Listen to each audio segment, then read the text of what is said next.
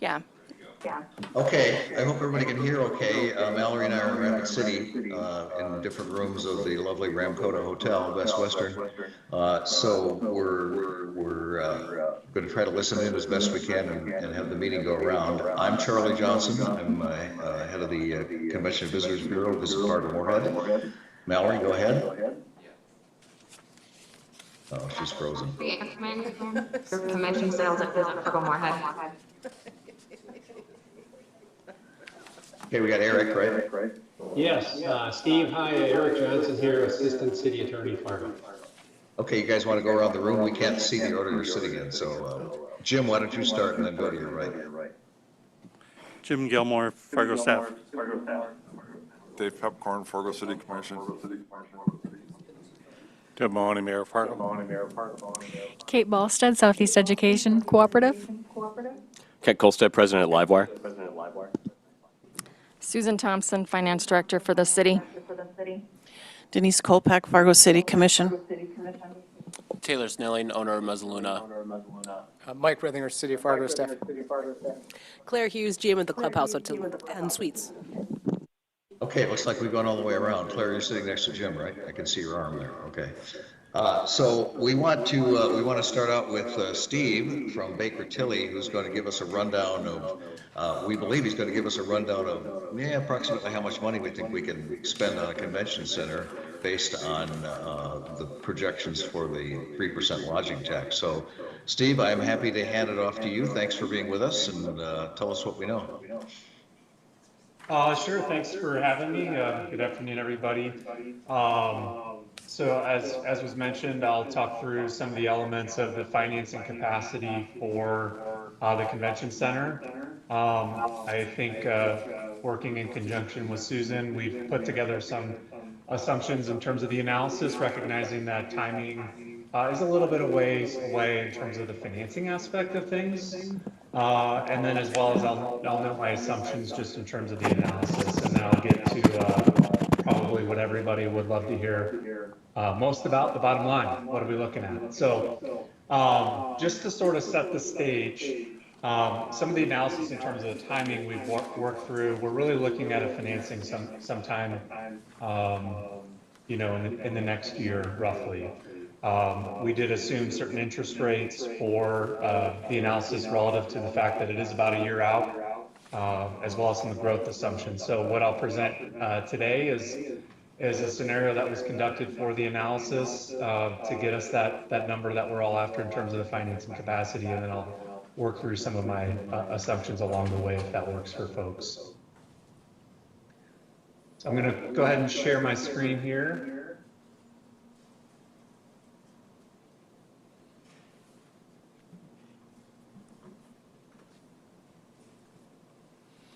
Hopefully folks can see that. So this is actually page 3. I'm just telling everybody in the room that this is page 3. Okay. Thanks, Susan. So page 3, what that starts with is the sort of fundamental assumptions for the analysis developed in conjunction with city staff, a model that will help project out the anticipated tax growth using various assumptions, as well as the financing capacity based on that tax growth and the annual receipt of those revenues, as well as some other funds that I'll describe along the way. For this particular analysis, we like to ground ourselves in some conservative approaches for providing the analysis, knowing that this is a forward look on a scenario in which an outcome could occur. It's not the future, it's not a predictor, right? Nobody knows that for certain, but it's a reasonable estimate of a conservative assumption for the growth of the tax itself. So just working through it, I'm not going to hit every piece of data, but I am not bearing the lead very well. You start seeing some numbers in terms of project construction fund showing up here. That is your financing capacity for the project. But just to hit the highlights, we're assuming timing as the tax receipts began June 15th of 2026. That is the timing in which receipts would actually come in. So we're talking about April is initiating the possible tax in 26. So there's going to be a bit of a lag in collection there. So we've assumed that in our modeling. We also assume a certain starting point in terms of the taxable activity. For this purpose, taxable activity is referenced to the actual transactions that are occurring that are subject to the tax, and then of course the 3% coming from that. In this scenario, you can see it's a 2% growth assumption. That is sort of a conservative assumption, but it is a possibility, right?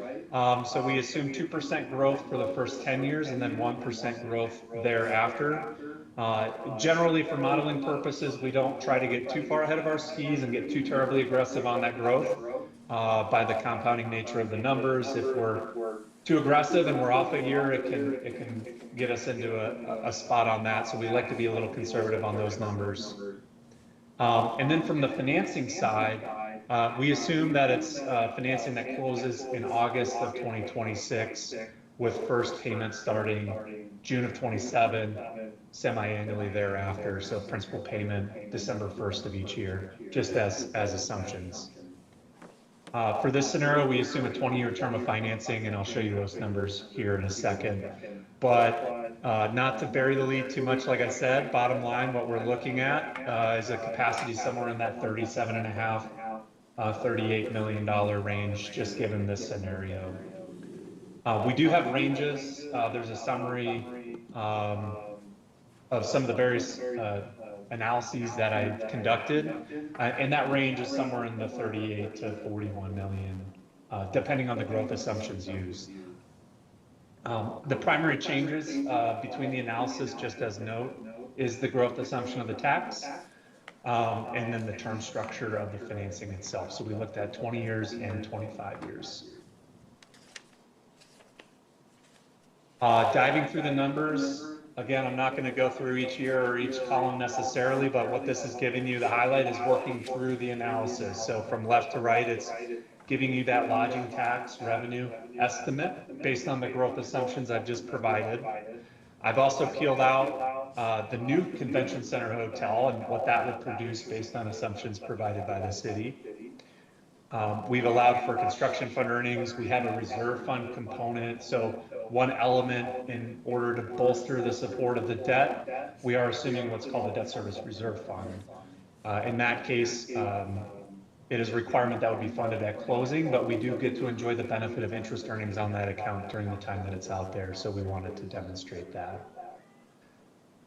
We also have an operating subsidy sort of built into the cash flow as an offset to the revenue. So we're using that as an assumption of ongoing costs for the project that will take away from the ability to pay bonds back. We wanted to factor that in as well.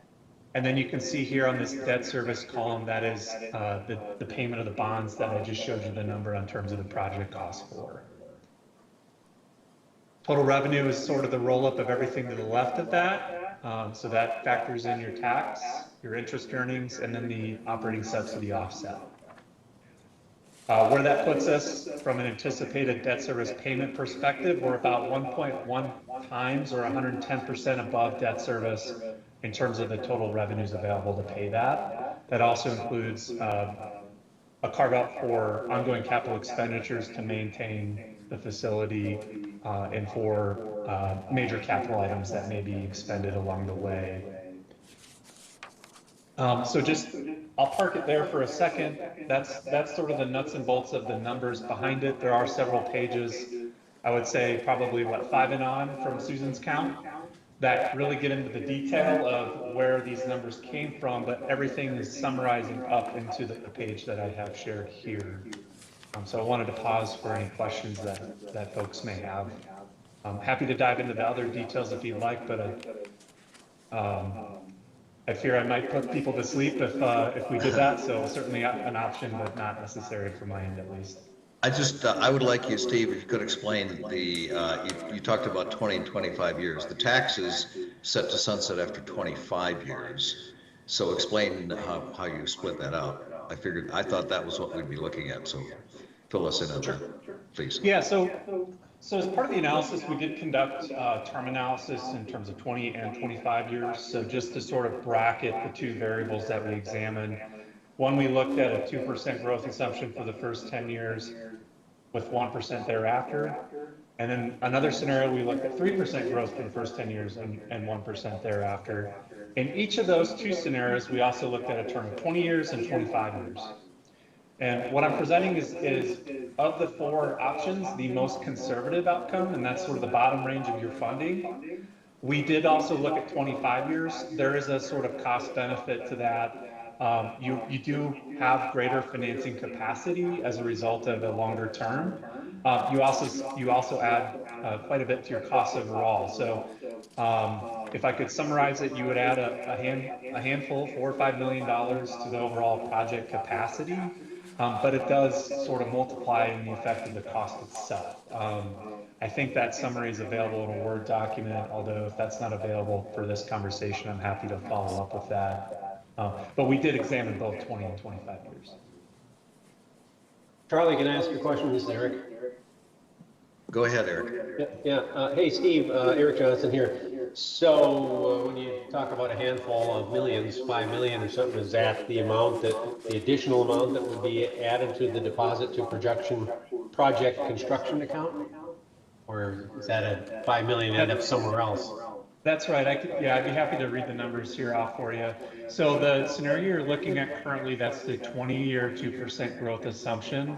The deposit to project fund, as you saw, is 37.5 million. Similar growth assumptions with a 25-year term is 41.18 million.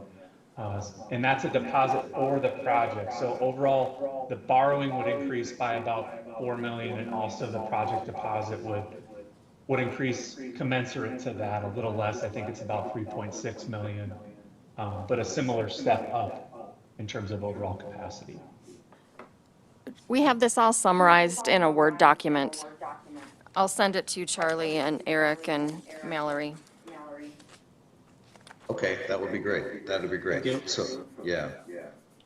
Okay, well, that answers those questions. Go ahead if you want to take us through the rest. Unless anyone else has other questions first, jump in. So this is Susan. I just want to preface this, that this is kind of our first blush at this. We just wanted to put in some assumptions. As you can see, there's a lot of variables. I specifically asked Steve to only present the worst case so that we didn't get anyone's hopes up too terribly high, but there's infinite ways that you can run this. So we just need to, I wanted you to see the model, what the variables are, how it looks. I wanted to talk about the fact that we, at a previous meeting, we talked about the additional hotel rooms that the convention center should generate. So we did plug that in. The subsidy and the capital escrow is also something we built into the model. So really, I just wanted you to look at the model methodology, and then we can talk through the assumptions. This timeline is just kind of me best guessing how I think the decisions will be made and how we'll progress, along with what I think the subsidy came from the HVS study. The annual capital set aside is just a number out of the air that I thought made some sense. And then all of these models, I know how much hotel taxes have grown in the last few years, so I understand that 1% and 2% and 3% are very low. But as Steve will tell you, we have to go out and sell this to investors, and the more conservative we can be, they'll have assurances that yes, in fact, the growth rate will be a minimum of 1 or 2. It would be easier to sell that. So those are the thing, and then also the 20-year and the 25-year. As Steve said, for $4 million worth of additional construction costs, the financing cost of that goes up by like $15 million. So, I mean, there's a significant trade-off that we'll have to talk through. So that's the overview. Okay, well, I'm okay with you. Can I ask you, Susan, so the conservative. Dave has nature a of it. question. Hang on. Charlie? When you consider the fact that, we know the sales in our tax current growth over the situation, I last think 5 it to would be 10 years, we flat, know which that is number. probably Is it what the you same for the hotel tax, or? No, the hotel tax, I think the average was about 7 the last time I looked, post-COVID.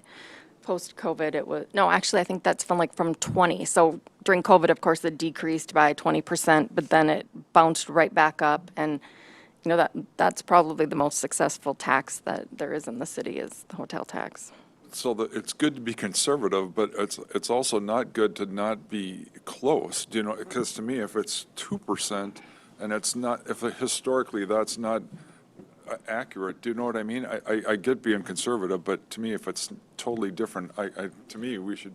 Go ahead. Well, I was going to say, Charlie might have, I could pull up the last report that he sent out, but I think from what we've seen, hotel speaking, it's pretty flat right now from, I mean, because it was an aggressive growth after COVID, and I was here for it. It was awesome. But I don't expect it to be as huge. So I'm on board with the conservative front, but I mean, maybe we could bump it up a little bit, but I wouldn't. Dave, are you think trying to be too liberal aggressive. here and kind of be free and easy here? Or what? Just saying. Because Just saying.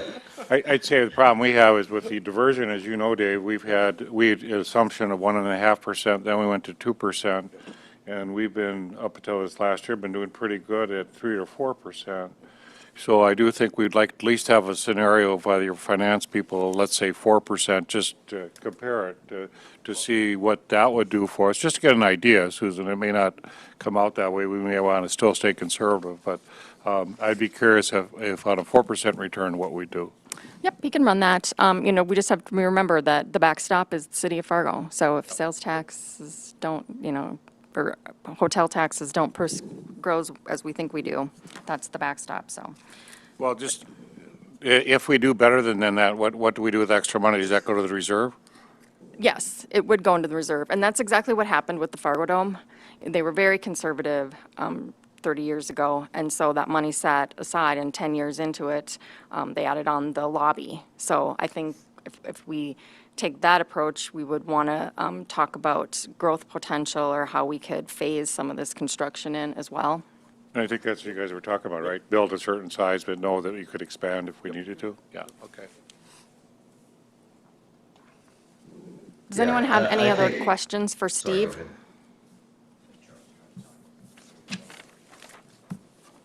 Charlie. Go ahead. Did somebody ask a question? I'm sorry.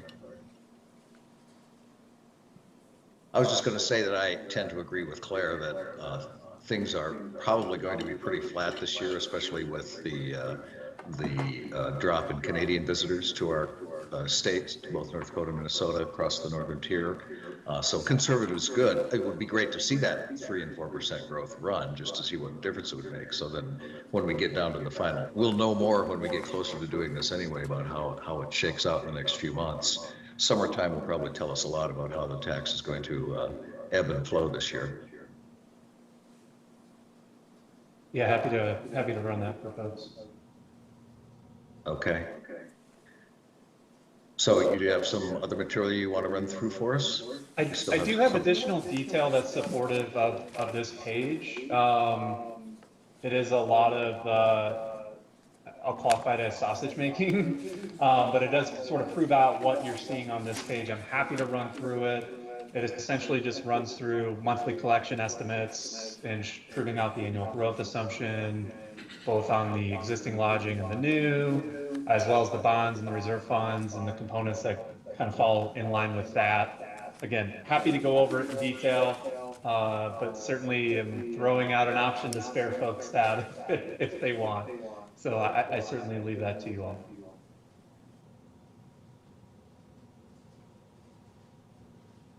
If you shared that with us, that would be good. We'd probably all like to take a look at that. Mallory and Claire and I especially would like to see how that goes, as well as Susan, and we can get a better idea of how it compares to years gone by.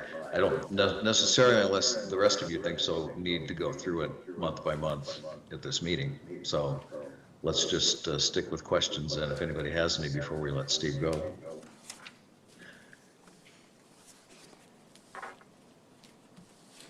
Tell me again, Steve, what's the start date you picked for these purposes, for when the tax would kick in? Yeah, the estimate on the tax initiation would be the April 2026 timeframe, with the initial collection for that April occurrence planned for June as a cash flow item. June of 26. Yep. The way the measure was written that people voted on, it would allow the tax to kick in once a project had been picked. We weren't very specific about the language in that, so we probably have to defer to Eric and the other people at City Hall to determine what qualifies picking a project and when the tax can kick in. But it might, conceivably, it could start a little sooner than June, maybe of next year. Yeah, that sounds great. I mean, we can adjust as more information is known. The model that's been developed is pretty flexible on that front. Sure, and it doesn't really change any of the assumptions about how much money gets raised. It just puts an earlier date on it, right? Yeah, that's right. I mean, you're basically just changing the year, and the cash flow is pretty similar either way. Okay. Okay, other questions?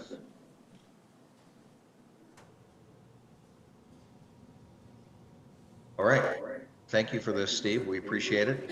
And yeah, if Susan, you can make sure we all get to look at this, and we can put our, you can see it in bigger type on the screen or on our paper, and then we can, sorry, I was doing this, looking at it with my glasses. Yeah, I'm sorry. I should have sent it out in advance. It's okay, it's okay. We got the idea, I think. We all have the idea. So, but if you can send it out now, that would be great. We'll probably post it on our Convention Center page at our website. So it's, and wherever you want to put it on the city website so everybody can see it. Okay. Steve, thank you very much. I'm sure we'll talk to you again. We appreciate your help with this. Sounds great. Anytime. Appreciate it. Okay, take care. Okay, so next on the agenda, we want to talk a little bit about with the time we have left, talk about the RFP criteria. And first step one we have on there is to look at the addition or the items to be removed. We did some additions, we did some changes after last week's meeting, and I think you all got to see this ahead of time, right? The updated version. I think, sorry we're not there, so it's a little awkward to lead the meeting this way, but so you'll just have to make noise if you want to talk, because I can't see everybody at one time. So we still have the 4 categories, but we changed things up. So in the site considerations, we have site capacity for building program, site control assembly cost, infrastructure in place or scheduled, attached or adjacent hotel, approximate to existing planned dining, retail, and other hotels, need for incentives from the city other than the tax, potential for building expansion, and potential for additional hotels and other adjacent development. We can talk about these in their groups if you'd like. We can stop there and talk a little bit about what we see in this one. We did make some changes because I felt some things were a little redundant, and then also we moved some things that look like they might belong in a different category. So that's what you're seeing here, but we're open to other suggestions as well. So comments on that first grouping, site considerations.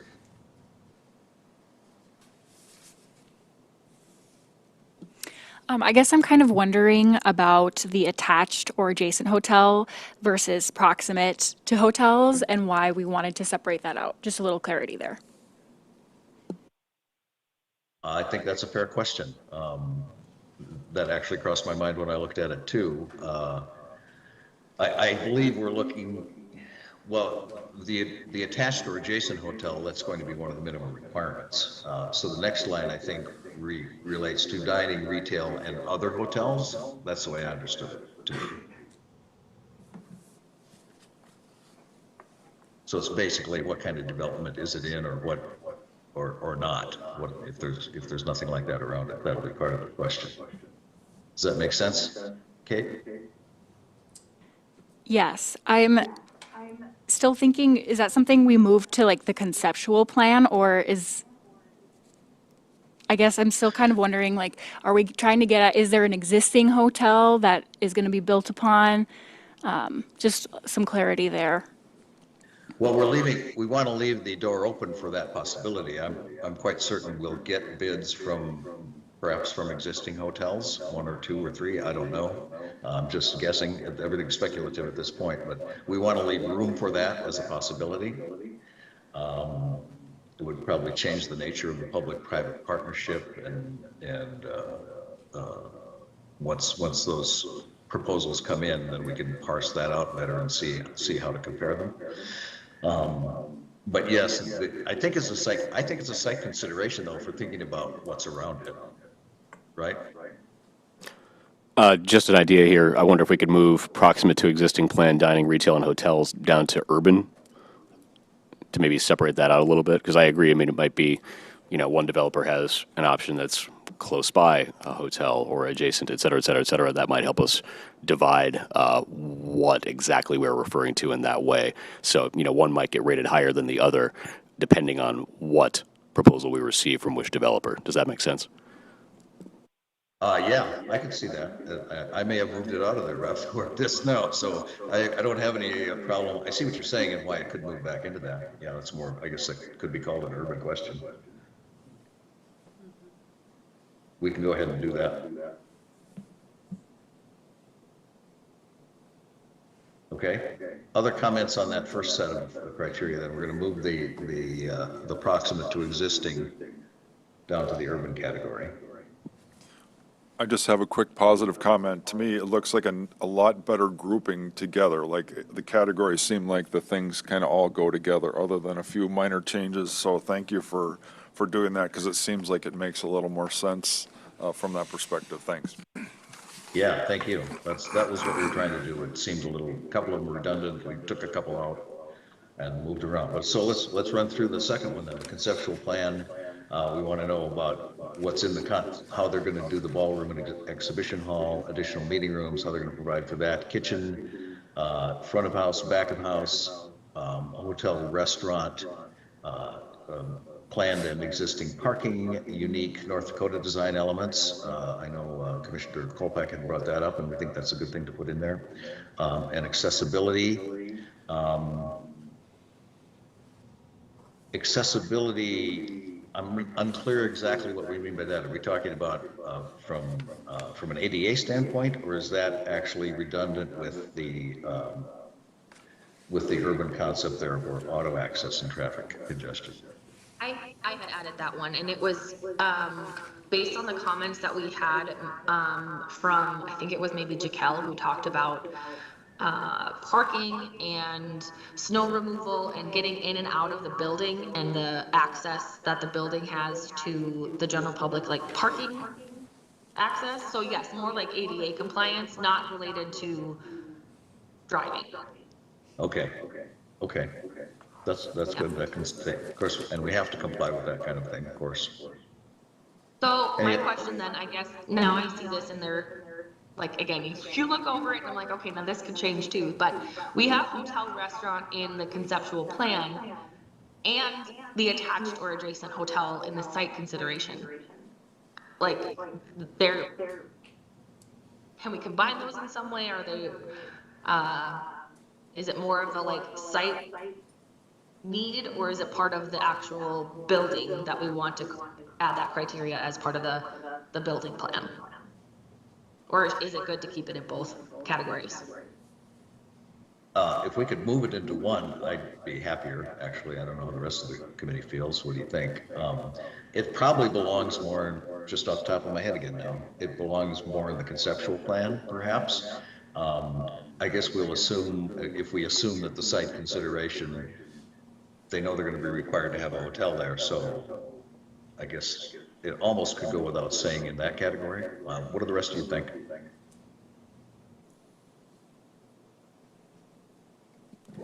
I guess I see it in both.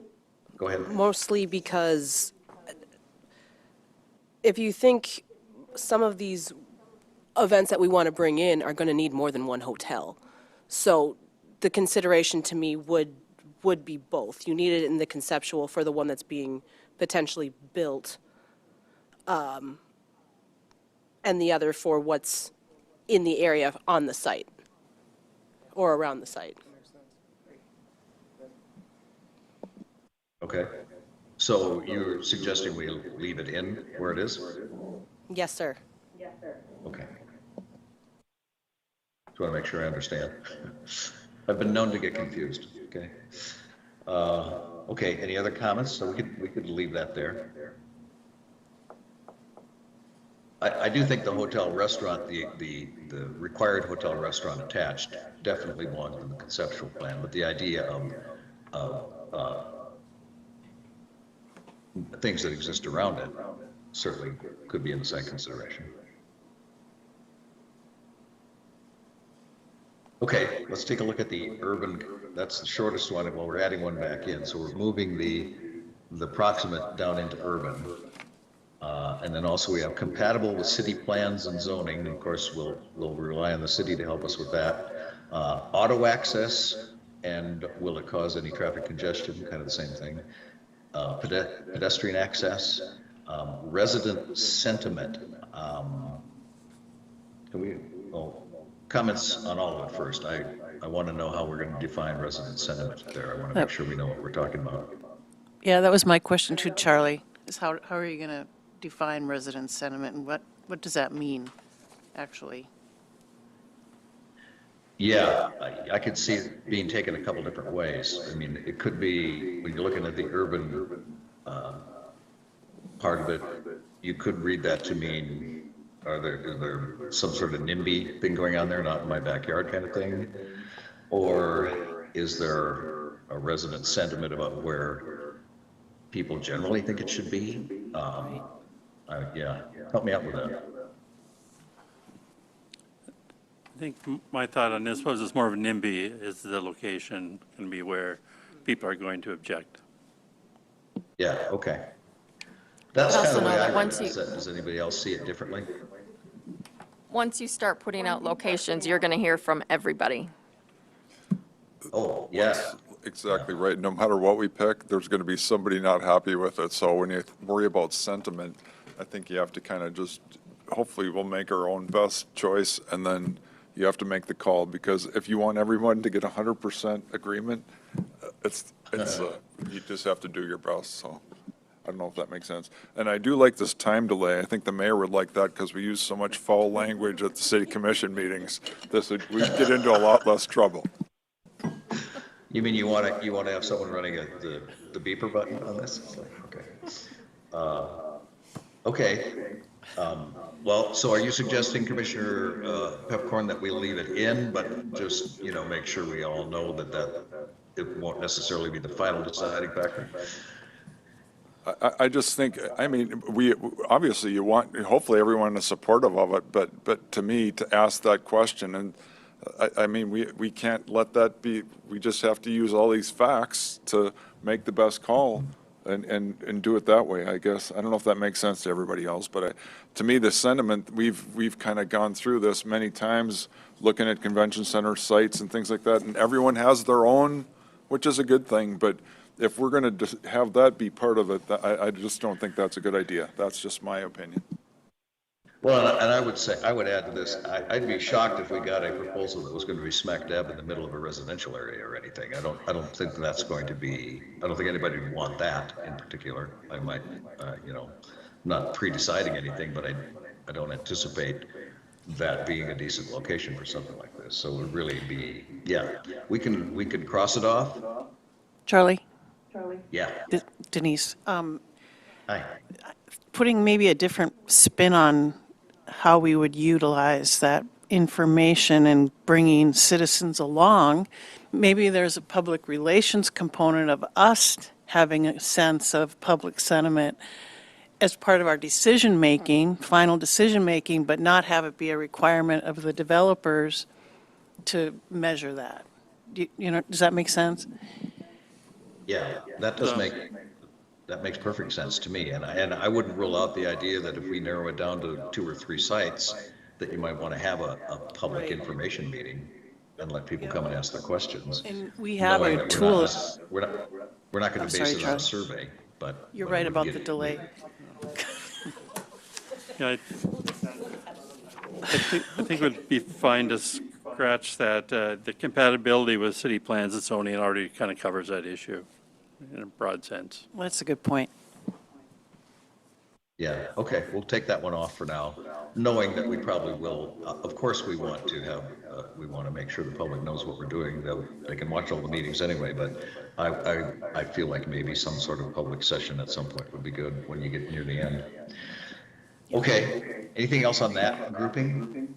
Can I just say, not to beat this, but I do think it would be good to have an opportunity for public comment, like when we make our final decision, just so the public can come and maybe ask us questions about how we made our determination going down the list, or something like that. But the other thing is, then the public will have plenty of time it goes from us to the city commission, and so there'll be an opportunity then. But I do think it would be kind of not a bad idea to have something where we can just say, here's how we got to these 3 finalists, and here's how, or something along that line. I do think that would be good.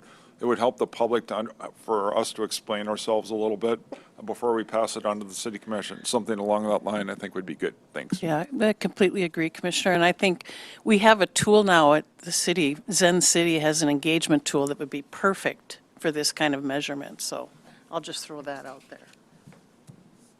Can you explain a little bit to me what kind of tool are you talking about? It pushes out questions or issues or topics, and it demographically collects data based on residents or business owners, and we can do a demo of that for you too. So, but it's a really robust tool. It's an online tool. It's not a telephonic mechanism. It's all online. But just one more, if I can, Charlie. I do think it would be important to, when we have it at City Hall, to have us all there and have opportunity for the public to come and listen to how we made our thing, and also to make comments, to have like I don't know, the 2.5 minutes, something along that line, because I think that would. Town hall. Yeah, a town hall, something like that. So anyway, thank you. Yeah. Great idea. Yeah, no, I like that idea. I think that's a good plan. Something like that. Because as you said, Commissioner Pepcorn, whatever you pick, someone's going to think one of the other ones was better. I mean, that'll probably be even true of the committee. It's going to be a compromise at some point. So, but yeah, I think public input would be great. Okay, anything else on that? Then we get down into the development team things. So these are things I don't pretend to have known much about before, and I know Jim put a lot of this together, and we also saw what was in the model we got from HVS. So in this first round anyway, we have overall concept. You want to know the experience of the developer and of the design team, the construction manager and contractors, how they're going to manage it, I assume would be part of that. Experience of the hotel restaurant operator, and experience of the convention center operator if they're proposing something other than the hotel. And then, of course, the ability to finance the project. Maybe Jim or Susan. Jim, let's start with you. Could you explain how that works for the uninitiated? The city's going to obviously finance the conference center, but the hotel and the restaurant and everything else, we're not going to finance. And I'll maybe just kind of use a comparison when we entered into these agreements for the parking garages downtown. You know, if we're building a parking garage, we want to make sure the developer can actually build the apartments that we're relying on. And so that's where we'd want to make sure they have the capability to deliver a hotel, so we don't get a conference center built with no hotel and no kitchen or something like that, if they're going to provide that. Yeah, you don't get something where construction starts and then that's stops. sort of a Can I ask a question, Jim? So as far as the evaluation of their financial strength, is that something that we do, or do we hire, or how is that done? I mean, this would be looked at much harder in the second phase when we would bring in PFM or Baker Tilly or HVS to say, do they have the, strong enough financial statements for that? But I think it's important to probably just list it here, and they could, at a real high level, say, what they've done before, what their general resources are. We'll get into the nitty-gritty details if they're a finalist. I wonder if we should maybe tell them, though, as part of the phase 1, that just know, phase 2, we will be doing a very thorough financial review, and if, you're not comfortable with that, then maybe they don't want to proceed. Sure, we can put that in there. That's obviously we should put that in there. I think that's a great idea. I'm assuming any of the companies that make proposals will have been through this in some capacity before, right? I think so. I think they'll all have some experience, but you never know what's really on their balance sheets for each of these until you check. Yeah. But they won't be surprised that you're going to ask this question. No, I think they'd be surprised if we didn't ask. Okay. Okay. So we'll leave all of that on there. Anything that you think is missing, or are you okay with these as they are in that development team category? Okay. The next page you talked about, and the next thing on our agenda, we talked about actual required RFP minimums. What do we want to put in as minimums? Can we go back for for this. just a second? Yeah, sure. So I don't think we talked about this last week. We spent a lot of time on the criteria, but I'm looking at like the valuation terminology and, you know, compliant, partial, full compliant, that's kind of black and white, but a lot of what we're evaluating is judgment values. So I think we're going to need to come up with a different terminology for that, like best fit, something, I don't know, but I think it's going to have to be a little more gray or subjective. Which particular category are you talking about, Susan? I'm talking about the scoring criteria at the very bottom, you know, to rate it one, not compliant. Well, some of these are value judgments, so it's not really a black or white, yes or no. So we'll have to put that into the definition of how we're judging.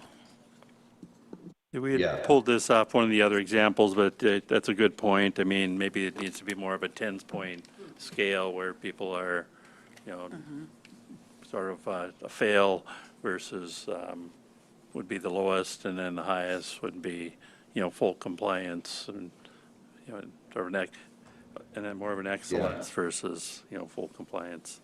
It's not even necessarily compliance. It's like a value judgment, like this is the best fit or this is the least fit, and it might even be different definitions depending on what the question is. Because maybe some of them are compliant or not compliant. Are you within the city's code? Yes or no? But I think we just need to, yeah, Fargo-centric. Right. Yeah, I see, wrote we're- that into the RFP, by the way. Compliance really isn't that good of a word to use because we haven't defined exactly how many square feet we want. We're leaving it open, so it's more, you know, does it get to meet most of our goals? Yeah, isn't it in the minimum range? Is it in the range that we're looking for? I think that's really what we're after.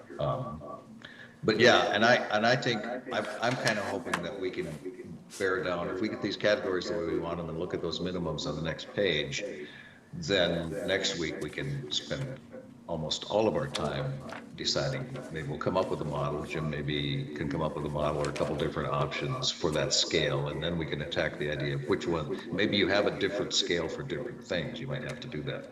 I think that's what I hear Susan saying, right? Yes, something like that. Okay. Okay, yeah, no, that's probably going to be the hardest part, right? So we'll spend all next week on it. Well, not the whole week, you know what I mean? Okay. Okay, so let's look at the requirements. Of course, top thing on that is to have a hotel attached with 150 to 200 guest rooms. Anyone questions about that? That seems to me like the most basic. And then in the inside the minimums we're looking at will be hopefully a ballroom that's at least 20,000 square feet. We have 25,000 square feet down there. I wouldn't be uncomfortable making that 30,000, just, you know, to see where we get, or say 25 to 30,000. We've landed on 6,000 square feet as kind of a adequate and yet a minimum adequate number for the kitchen, based on My a couple question of is, different things. I think does the the HVS study was in that range.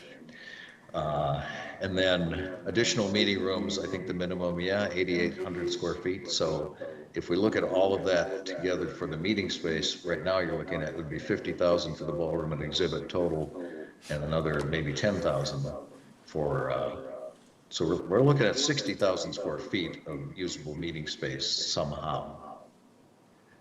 Charlie, this and is then Susan. really- Can I step in for just a sec? I got to take off, but I had a couple questions. Sure. The ballroom and the exhibit room where you said preferably together but divisible, wouldn't we want to have more contiguous space than either 20 or 25, I would say we would want at least 40 or 45 contiguous space. You wouldn't want, so that you can hold one big event. Yeah, and that's where I know what you're saying. We struggled with this. Mallory knows this, and we've talked about it here before. We struggled with HBS because when we said we wanted one contiguous space of 40 to 50,000 square feet, they wanted to call it a multi-purpose room. So we changed it for purposes of the HBS study because they compared out better to the comp sets, and it showed more. It gave a better example of the kind of business we could attract. And so that's why we changed it up. I don't really care how specific or vague we are with this. I'll always be fine if it's 40 to 50,000 contiguous and dividable. I just want to make sure that we want to be able to have a ballroom that could go up to 20,000 square feet. Because we have, 15 is the largest we have in town now, and I feel we need to be able to go to at least 20,000 square feet ballroom. I'd actually be pretty comfortable with that. And I don't care if it's divided out of a bigger room. I think that's probably where we'll end up. For all intents and purposes here, I think we have just like a difference in terminology overall, right? I mean, there's multi-purpose space, there's ballroom, there's exhibit hall. If we look at the example of Rochester, you have one giant ballroom that can be divided into one ballroom side and one exhibit side, depending on the event that we're hosting. So I agree from a marketing perspective, to Charlie's point, absolutely makes sense. You know, we can book different events with different types of terminology and where folks are from, right? May make a little difference there. For the good of the order and for the sake of the developers, yeah, what are we at, 40,000, something like that? And for my money, it all looks the same in that one singular space. And there's an air wall that divides maybe between 2 to 3 spaces in that. And they could be fit up in that differently. One could be comprehensive more space. high-end, more could be one Yep. flat space. Exactly. You really need that big space. You want to have it available. Yeah, I'm fine with that. So I guess it's a question of how you want to, I mean, we could put in the language ballroom and exhibit space, but they could be contiguous, you know? I think you could call them both ballroom and exhibit hall, you know, and they could be the same line item and just have a note, you know, divisible into, what do we want, 2 to 3 different spaces, right, depending on how we do that. So like ballroom / exhibit, up, 40 to 50,000 square feet, 50,000? Yeah. That would be my only concern, is that if we're saying, for instance, as we were just running through it, when you said exhibit hall 25 to 30, I don't want to put us into this box where they're thinking that that's the old, like, yes, we're saying that these are the minimums. However, you don't want people to think that they have to be within 25 or 30. I think we just have straight numbers, not a range, but actual numbers. Okay. Does that make sense? Yeah. Yeah, I think we should do 50,000 and then divisible. Other comments on that one? Can I ask the question about the 6,000 square feet for the kitchen? Because we've spent a lot of time, and obviously we have the kitchen experts here, and we looked at all those different options, and one of them is that enough square footage? And then also, could we say it also could be connected to the hotel? It could either be a separate, or should it be connected? I guess that's my question. So I think a lot of that comes down to like what type of structure that we're given. I think what we've seen like in St. Cloud is you can do just a preferred vendor and you can definitely get by with that 6,000. And then you go to Rochester and you need a lot more if you're having the one in-house team. There's probably somewhere in the middle between where you have the one in-house team with a preferred vendor list that you could mix like right in between there. But that is a good thing to like put on there. Like if you're giving us a small kitchen, like we're being boxed into like, this is how we're going with the kitchen. Obviously the more room, generally the better if you want more of a full scale in-house operation. But it also, the Rochester, the size of the staff and the budget was way, Right. Way above more than likely what we're going to have. And so that's part of it too. That's why it was great to go and see those, because it was like eye-opening to see but also the amount of staff between the two facilities was amazing. I would say though, but thinking of it as a minimum. I mean, to say it needs to be at least this, and then to see what the developers bring us. Maybe they bring us a 10,000 square foot kitchen because this is what their proposal is going to be. Maybe it's But at least we know that we'll have at least this much space, which I think is fairly doable, yeah? One last note on that too, back to Jim's point on this, we should look at this as though it's like only the convention center, right? You know, so what is the minimum required to handle the convention center and its events, right? So if there's a restaurant attached to the hotel, cool, that probably shouldn't be considered the same kitchen, right? That would probably be a different. That's correct. They Yeah. operate completely differently. Right. What you have in a catering kitchen versus a normal kitchen is vastly different. Now, that'd be up to someone if they bring us a big kitchen and they want that single preferred, person in-house, and then they can use those two kitchens how they want, because they'd be running the hotel side and the catering side. Then that'd be up to them. That's not us, but I think that should be separate going into it. Do you also want to have any performance standard, like we need to be able to serve 860 dinners or anything like that? Or does that kind of covered by the square footage? That's. Yep. I talked to Dan and Jake, Dan Berger's the one that came with us on our tour, and they both agreed that it's not typically the number of people or the number of meals that you're serving, because likely it will be multiple events possibly happening at the same time.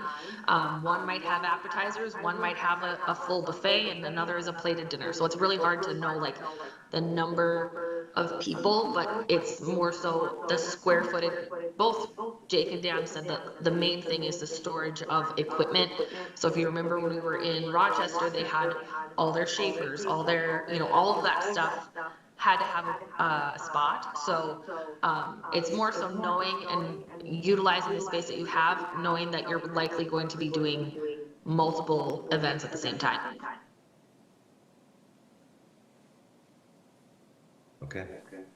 Well, back to what I think Claire was saying, that the idea of a minimum, I think that's kind of what we're looking at here. It doesn't have to be only 6,000 square feet, and that leaves them room to make it larger, depending on how they design their building. And it also leaves them room to incorporate the possibility of using the hotel kitchen if that ends up being part of it. So the question is 6,000 a decent minimum to start at, is what I'm back to. Yes, I believe so. And then some of that back of house stuff, when we're talking about like storage, that is kind of on a different line item there. Yeah. It's entirely up to the developer if they're going to be doing the prep kitchen or a full kitchen, those, but this would at least cover the minimum of either one. Yeah, at least give them the minimum space in which to move around and work, keep things warm, heat them up, whatever they're going to do. You can tell I'm a great cook. Okay. All right. Additional meeting rooms, I think 8,800 square feet. I look at that as a real minimum for the additional meeting space. I'd feel better if we said 10, but I'm trying to be realistic about the money we have to spend. So, comments?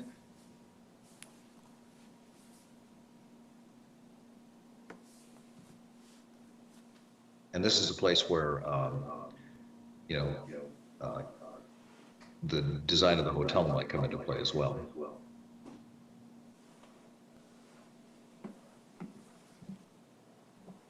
Okay, well, let's stick with the 8,800 then. Loading docks. Right now we have 3 docks with 15-foot entrance height. Is 3 a lot? I was thinking 2 maybe, but. I would do 3 and do 2 that are truck height and 1 that's ground level. So the one that you're referring to is 15-foot height. You'd want to have a rolling door that you can back, your sedan up to and take stuff out of your trunk, whatever, or drive a tractor through.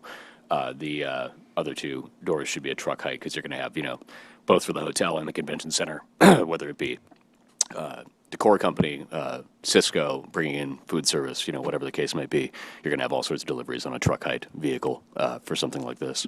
So that'd be like a Penske box truck, semi-trailer, that type of thing. Don't know, whatever the How high standard would that is door for be? truck height. Yeah. Typically, those would be 13 feet to the top of the door, but you're going to have a loading dock as part of that on the bottom. So 13 feet total height there, but don't know what the base of the truck would be off the top of my head. I really like St. Cloud, where they had kind of like an airlock when it's wintertime, where you could basically not let the cold air all in at once. I thought that was a neat system they had kind of set up that, I don't think we had that at the Fargo Dome, but it just makes it a little more weather resistant. Not perfect, but to me, something along that line would be good to add. I don't know if you agree with that. It was. Oh, sorry, that was kind of the thought, when it was written out as access through back of house into the exhibit hall, so it's not directly from outdoors into exhibit space. There's at least a portion of back of house that could accommodate whatever, storage space or that in between. So yes, I agree with you. The airlock concept is what you're talking about. Yeah. Okay, well, yeah, we stick with that. That's good. So Kent, would you be comfortable if we just said 3 with at least 15 feet height? I mean, if we're talking 13 to 15, that's not much different, so. I mean, it's a difference of vehicle, right? So if you have a trailer that has a ramp on it, right, like that you tow behind your pickup, right, then you're rolling that directly on the ground into the venue. So you need one ground level door, right? And then you need effectively a 2, I would say, docks, because again, you're going to have food service, you're going to have other vendors coming in that have the ability to take a truck, like a semi-truck type situation, at the height of the venue, right? So ideally, that rolls directly right off that truck and you're not going down a ramp or anything like that. Does that make sense? Okay. I see what you're saying now, yeah. Cool. Okay. Power access, I don't know exactly how to parse that out in minimums for our requirements. I mean, it seems to me like it's obvious, but I know you want to mention that we need to have adequate floor access. But that's not really the only access you need, is it? You're going to have some ceiling power as well. Not a great deal in the ceiling, at least from a production standpoint. For our part, there is the floor access for expo, trade show, that type of usage, and I think you said, every 20 feet? And I would think of that in terms of quadrants, right? So as you think about trade show booths, different trade shows that folks have been to, I'm sure, just the ability for those folks to plug in their wares, TVs, laptops, that type of thing. For production purposes, I do have some specifics on that, which I could share at a different time. Those are, probably in a venue of this size, we would look to have anywhere between 2 and 4 of those connections. And just to voice it as part of the meeting, 200 amp 3-phase connections would be what we're after in that way. So those could be in the service hall, through a pass-through in a wall type of situation, right? It doesn't have to be there and visible to the public. This would be in addition to regular Edison outlets that you see on the walls of your office or home. But a couple of these heavy-duty power connections are going to be absolutely necessary for not only us, but I mean any other production company that comes through the doors. So. Yeah. Okay. That's great. I don't know if we need to get that detailed in our minimums here. So, right? At this stage. At this stage, we don't, but it's a consideration for sure. Yeah, okay. Storage, we've got a lot of question marks by storage and accessibility. Can we jump to accessibility first? So now, are we now talking about ADA accessibility? Is that the category here? Basically, it just has to meet or exceed the standards, legal standards. Somebody at the city can help me out with that. Jim, are you there? Yeah, I don't think this needs to be a minimum. I think the building code and ADA codes are going to cover this. Okay, so we could just take that out? So this was the point of, I wrote it in because, for instance, take for Charlie and I are at a conference where the hotel, it takes 20 minutes to go from one end to the other.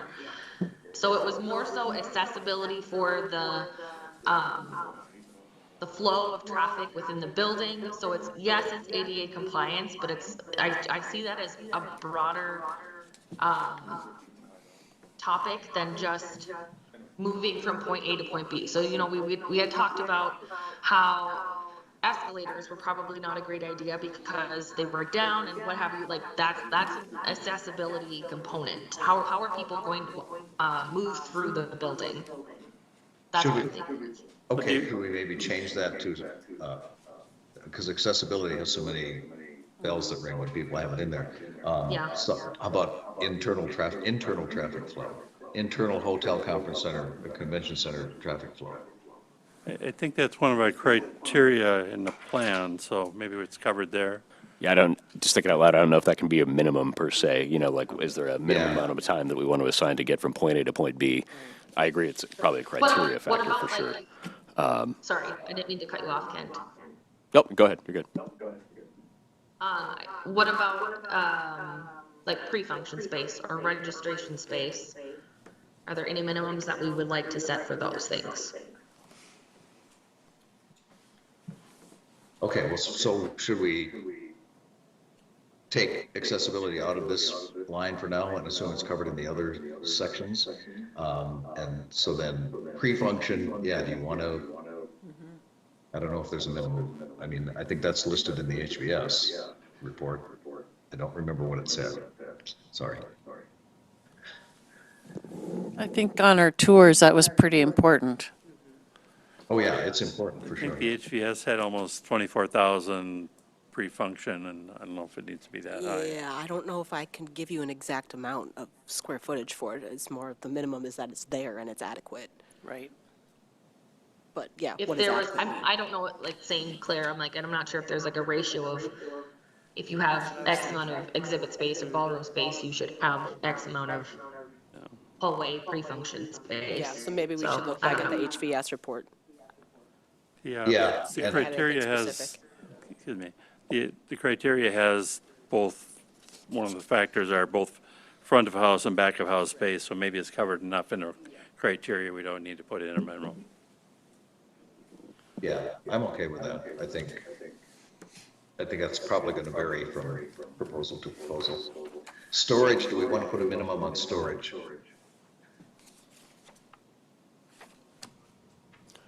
I think we have to. I mean, as much as it could very easily, I would be concerned that storage would take a back seat, as we've seen. I know we've talked about this at prior meetings. We've seen it at just about every other venue in the region. Yeah. I don't know exactly what that number is. I don't either. But I would, I pegged it when I was doing some math on this at like maybe like a 10 to 12,000 square foot when we think about table carts, chairs, all the accessories that have to go along with food service, and. That's my rough guess, and ideally on the same level I as was the gonna rest say, of the I would venue. add in where it's located Yep, too. yep, The we don't wanna storage, see not only like how a- much, but where is like a it? mezzanine or attic or anything like that. I think it's got to be same level if we want to turn over events quickly. So I do think we have to require it in some sort of way. Okay, you want to say, I think HVS report touched on that, but the 10 to 12,000 figure seems fair to me. If we're going to say a minimum, it has to be one or the other, I suppose. Okay, let's call it a minimum of 10K for now. Yeah, we could table that and look at the HVS report too. Yeah, we'll look at that for that, both that and pre-function space, and see if we can come up with a number that, maybe not exactly what they have, but something that we think we can afford. Okay. Okay, so we're a little past 2 o'clock. I know we started a little late, when we got everybody signed in. But I think this is good progress, and next week, I think we should plan on, we'll try to get a document out to you that shows you some, at least one, maybe a couple different ways to come up with a sliding scale of some kind, and Jim will work on that, and we'll be in touch with him and try to get it out to you a few days before. Next week's meeting is at 9 a.m., but it's back in City Commission chambers, correct? Am I getting that right? I don't have it in front of me, sorry. Okay, 9 a.m. next week in the City Commission chambers. Anything else for the good of the order for now?